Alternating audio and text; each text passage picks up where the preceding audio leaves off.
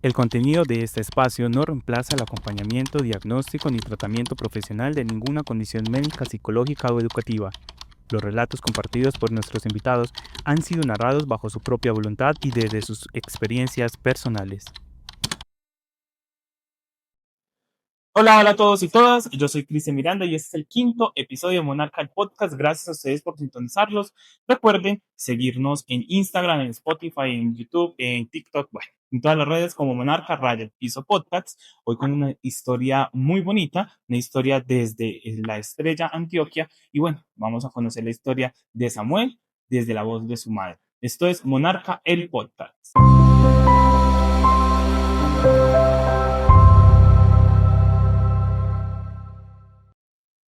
Y hoy entonces está con nosotros Mari en este quinto episodio de Monarca del Podcast. Mari, muchísimas gracias por aceptar la invitación para estar aquí conversando sobre tu historia tan bonita también, ¿cierto? Muchas gracias, Mari. Muchas gracias a usted, Cristian, por invitarnos y por tener muy en cuenta a Samu. Sí, la historia de Samu es muy linda, es muy edificante, creo yo. Sí, yo creo que, bueno, apenas vamos a conocer un poco de Samuel. Antes de hablar de Samuel, que es integrante de tu familia, contémosles a las personas que nos están viendo ahorita mismo quién es Mari, ¿no? ¿Qué haces? ¿En dónde vives?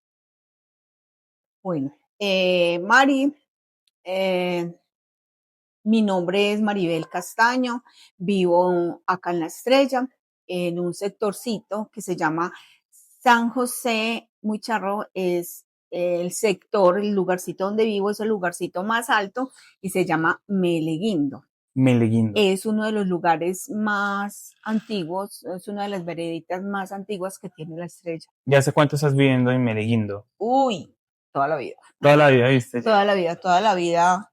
Solamente me fui de Meleguindo cuando tuve a Nicole, mi primera hija, y ya estuve por fuera hasta que nació Samuel y ya tenía 8 meses cuando regresé y ya no. Okay. Bueno, nos has mencionado dos personas, Nicole y Samuel.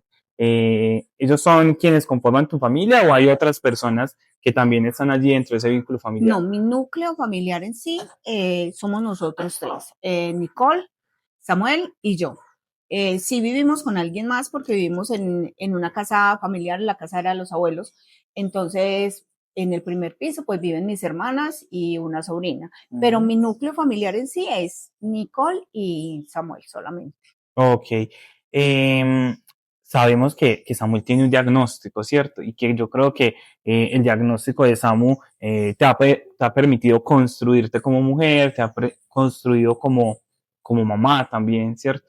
Pero, ¿cuál es el diagnóstico de Samu? ¿Quién es Samu? Y cuéntanos un poco para que lo conozcamos. Bueno, Samu, el diagnóstico de Samu realmente son dos diagnósticos de base que son autismo atípico, que es dificilito ese tipo de autismo, y un RM limítrofe.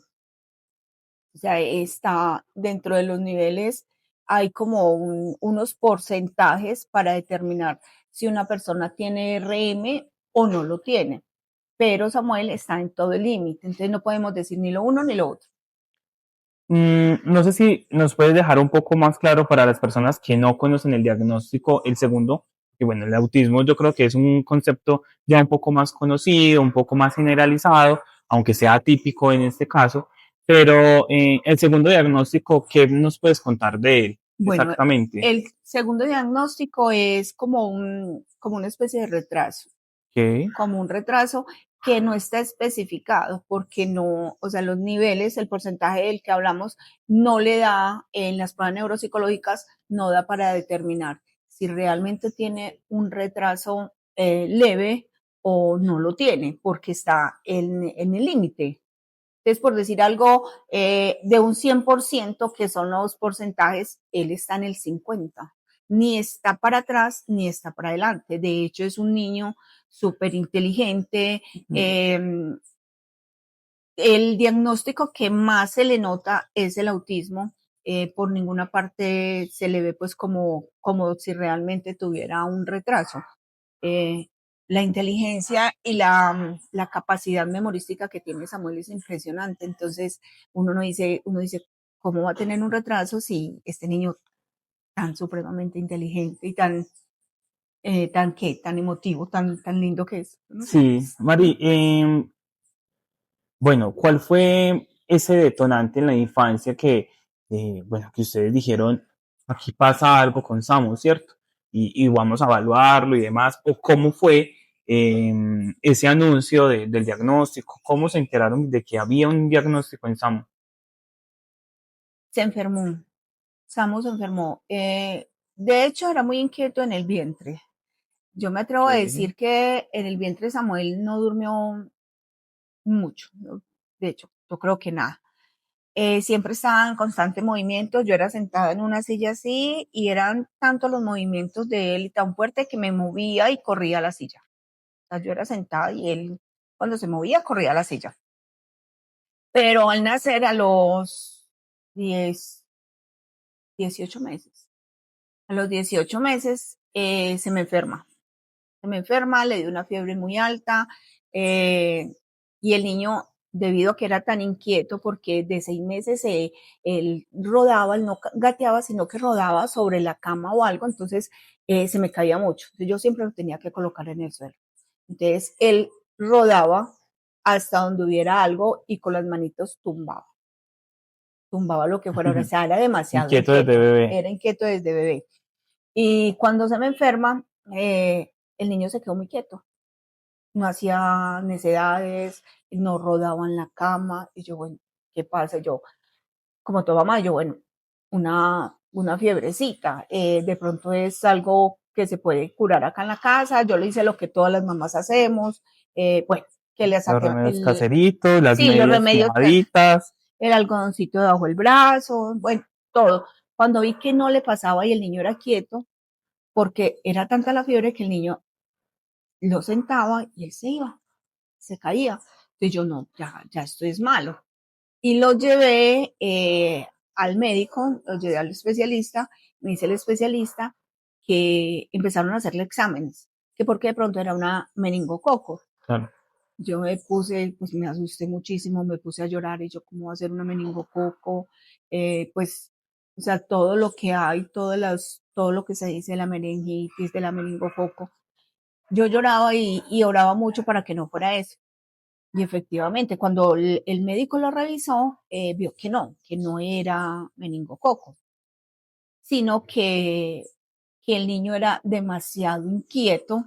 Entonces, como que la fiebre hizo que como que se le paralizaran, yo no sé, las funciones motoras. Ok. Y era eso, le rebajaron la fiebre y el niño empezó a hacer otra vez el mismo de siempre.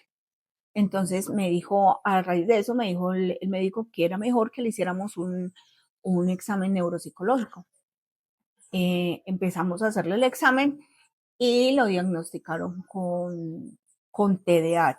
Inicialmente fue TDAH. Inicialmente fue TDAH, lo diagnosticaron con TDAH, pero no lo medicaron, no le dijeron nada porque es que tenía 18 meses, había que escolarizarlo primero Ok. para poderlo, pues como para dar un diagnóstico más certero. Más certero. Entonces, después del TDAH, llega el autismo. Después del ¿O cuál llega TDAH, primero? eh, sí, llega el autismo. Porque está dentro el autismo creo, no estoy bien segura, está dentro de un síndrome que se llama Asperger. Ujú. Entonces, Bueno, sí, es un como tipo algo, de, el Asperger es un sí, tipo de autismo. es como un tipo de autismo. Entonces, cuando voy donde el médico, que le hacen las pruebas, lo empieza en el Instituto Neurológico a tratar a Samu, a mirar realmente el diagnóstico que tenía. Me dice el médico que si el neurólogo me dice el niño es un Asperger. Había que esperar nuevamente que lo escolarizaran para saber qué tipo de Asperger era. Cuando ya empecé a escolarizarlo, que ya entró a guardería, que era súper inquieto, habían patos en la guardería y tuvieron que quitar los patos porque él se tiraba al estanque de los patos a nadar con los patos, cogía los pollitos, quebraba los huevos, era demasiado inquieto, entonces todos los animalitos de la guardería los tuvieron que quitar. Bueno, pero me dice el médico entonces que eso era, me decía, eso es parte de eso, el niño no interactuaba con otros compañeritos, sino que solamente deseaba, hacía necesidades con todas partes, pero no interactuaba. Entonces empezó el médico a decirnos, es Asperger, vamos a mirar qué tipo es, hasta que descubrieron que como a los 6 años, 7 años, dice el médico que también tenía una especie de RM, Ujú. porque era muy inteligente, pero no escribía. Y ya estaba en el colegio, entonces no escribía, entonces dice el médico ahí que era producto de un RM. Le hicieron la prueba nuevamente y salió pues que el diagnóstico era RM limítrofe, porque pues como les decía antes, no cabía, como que no encajaba en ninguno de si era o no era. De ahí ya empezaron siempre a mirarlo desde el punto autista, desde el punto Asperger, y ya quedamos con que cuando ya lo diagnosticaron bien, eh, nos dijeron que era un autismo atípico. Que te mencionen específicamente del autismo atípico, porque la terminología de atípico. Porque, bueno, todos, hasta donde sé, pues, Claro, porque ha sido pues como un camino de de ir aprendizaje aprendiendo, también. eso, de ir aprendiendo cositas, de ir aprendiendo, porque, porque yo soy una mamá sola prácticamente, ¿cierto? Mi red de apoyo es más bien nula. Somos Nicole y yo, Ujú. nomás. Entonces empezamos como a aprender, bueno, yo no tengo herramientas para atender un niño autista. ¿Cómo voy a Te hacer preparaste para eso. sí, cómo voy a hacer para guiarlo, para ayudarle a estudiar, para todo? Entonces empecé a preguntar y siempre que iba donde el psiquiatra, donde el psicólogo, yo explíqueme bien qué es, porque yo no tengo herramientas. Cuando me dicen, no, que todos los tipos de autismo eran totalmente diferentes y que en la Ujú. ruleta de autismos no había ni un solo niño con características similares y que el autismo que tenía Samuel era un tipo de autismo que un día podía amanecer con características de una persona con autismo tipo 1, por decir algo, y Que, al otro día tipo 3. ok, listo, Entonces, entiendo. o sea, era muy cambiante. Sí. Camaleónico, dijo el psiquiatra que era. Entonces, no sé, hasta ahí Ajá, no sé, pues como que quedé. ok. Solo con la palabra camaleón, yo, bueno, listo. Entonces, ¿a qué me voy a enfrentar? Porque todos los días va a estar totalmente diferente. Y ha sido muy difícil. Hemos aprendido poquito, pero hemos aprendido. Y no sé, es como por eso es que yo digo que Samu es como mi maestro, como Qué esa bonito eso. personita, esa lucecita que vino a abrirme como las puertas, no sé, como la visión, a abrirme un montón de cosas porque yo no sabía, yo veía a los niños autistas y yo, ay Dios, y me daba miedo yo, ¿cómo tratar a una mamá, un niño autista? Y a todo el mundo le pasa menos a uno, pero cuando me pasó, yo, bueno, tenemos dos opciones, o sentarnos a llorar o aprender y mirar qué es lo que vamos a hacer. Sí. La Mari mamá, ¿qué sintió cuando le dieron el diagnóstico?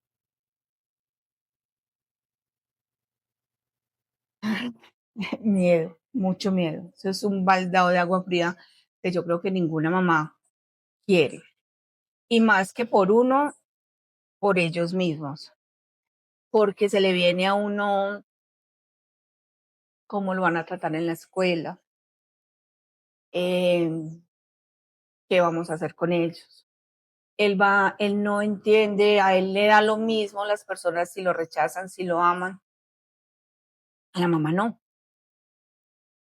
Entonces a Samuel lo rechazan y la mamá es la que siente, la mamá es la que llora. Eh,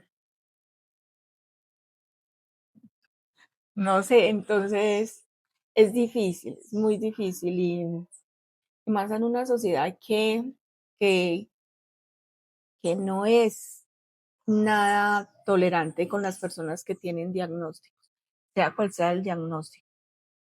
Todavía yo creo que nos falta mucha cultura para aceptar las personitas diferentes y para incluirlas dentro de nuestra sociedad. Sí, Entonces, cuando a mí me dijeron el niño es autista y tiene un RM, yo creo que un pedacito de mí eh, está con él y el otro pedacito está luchando como que todos los días por evitar que lo rechacen, por evitar que él se sienta mal, por ver que cada día aprenda un poquitico más,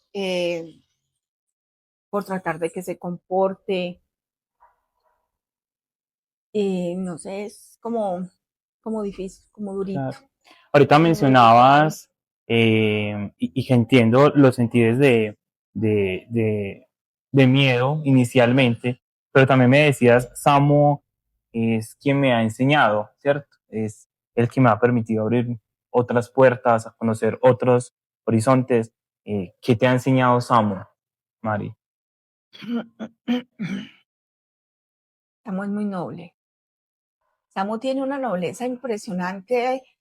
Eh, a Samu no le importa que la gente lo insulte, que la gente lo trate. Él vuelve donde esa persona que lo trató mal, él le dice, yo te quiero mucho y le da un abrazo. Pocas veces abraza, porque pocas veces abraza, Bueno, he pero tenido el privilegio de entonces, recibir abrazos de Samuel entonces. sí, sí, privilegiado. Bueno, otra cosa que me enseñó Samuel es a ser muy resiliente. La resiliencia es una lucha constante, es pararse, siga, es estas caídas, pero ahí estamos, como que, de hecho, esta mañana no tenía como muchas ganas de levantar, como porque uno se agota. A Claro, veces el cuidador se quema. Y esa mañana como que yo, ay, si me levanto, no me levanto. Llegó Samuel, me dice, te voy a levantar como te mereces. Y me tiró y empezó a darme picos y abrazos. Así te mereces que te levante. Entonces eso como que, bueno, este tiene ganas de salir y comerse el mundo, entonces salgamos con él. es verdad. Es como, Mari,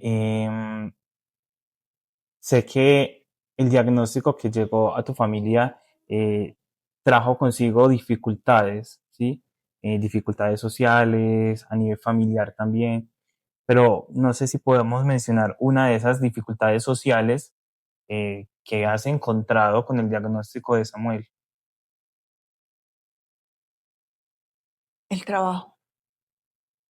La parte económica con Samuel ha sido totalmente difícil por el trabajo, porque cuando Samuel estaba muy pequeñito, yo quedé sola con ellos.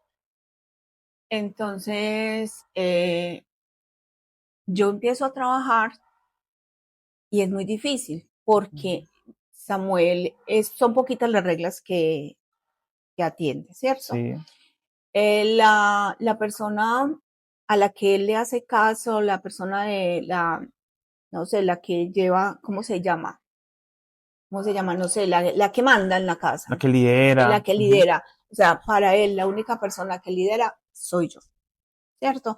Entonces yo lo dejo con otra persona, la otra persona no lo cuida, lo deja irse para cualquier parte. Ujú. O sea, no Claro, el está referente de autoridad que tiene Samu, esa, solamente usted solo yo. y Nicole de pronto, o pues Eh, para los que no han sí, escuchado, Nicole es hermana de es Samuel, es hija tuya también. Me imagino que ambas son figuras de autoridad o solo tú. yo creo que las dos, Ok. yo creo que las dos, pero Ya cuando hay un tercero, pues no, ¿cierto? No no, es que me no, quede es que no, juicioso con esta persona, juicioso. no, se la monto, Ok. se la monto y me vuelo. Ujú. De hecho, hace poquito se nos voló, se nos perdió, estuvo perdido como 6 horas, casi nos morimos, pero bueno, gracias a Dios apareció. Bueno, entonces, como te estaba diciendo, el trabajo es impresionante, no Claro. puedo trabajar porque Samuel requiere como cuidados 24/7. Aparte de eso, no sé qué es lo que siente él. Yo a veces digo, qué rico meterme en la cabecita de él, en el corazoncito y saber qué es lo que piensa. Yo empiezo a trabajar y Samuel se deprime. Samuel es como si no fuera él. Él empieza a buscarme, si trabajo cerquita, él tiene que llegar donde estoy yo. O sea, depende mucho de mí. Ujú. Entonces yo empiezo a trabajar y se me enferma, entonces trabajando tengo que pedir permiso para llevarlo donde el médico, entonces tengo que pedir, entonces eso no le conviene ni a mi empleador ni a mí. Claro. Entonces, fuera de eso, es descompensado 100% cada que yo estoy trabajando. ¿Por qué? No sé, pero se descompensa, entonces Debe haber así algo yo no puedo. emocional, por Sí, supuesto, ante la ausencia suya. entonces ahí la parte económica, la parte de trabajo es muy difícil. De pronto otra parte que es muy maluquita con él es cuando empieza a interactuar con los demás compañeritos, con los demás amiguitos. Los amigos de Samuel son personas adultas, son todas grandes, Ok. no tiene amigos Contemporáneos. contemporáneos. Entonces todos los amigos de él son así. Y de hecho cuando comparte con personas eh, de la misma edad de él, eh, ahí es donde empiezan a rechazar. Ujú. Le hacen cosas, le dicen cosas.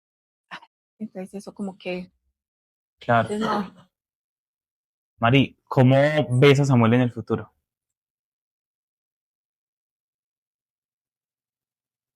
me gustaría que Samuel alcanzara todos sus sueños. Samuel, su inteligencia, sus cositas, todo lo que hace, eh, por ejemplo, a él le gusta mucho la madera. La madera, Entonces, le gusta mucho la madera, hace unas lámparas preciosas. Entonces, me gustaría que él eh, pudiera estudiar y perfeccionar su arte, su arte. Ujú. pudiera perfeccionar su arte. Entonces, de pronto lo veo como un artesano, Qué gran bonito. artesano, no sé, me parece que Mari, para finalizar, la invitación es a dejarle un mensaje a esas familias que están enfrentando en estos momentos un primer diagnóstico, esas familias que están recibiendo la noticia de que sus hijos tienen un autismo, un MR, no sé, si quieres dejarles un mensaje a estas familias. Un mensaje que tú digas, a mí me hubiera gustado que me hubieran dicho eso.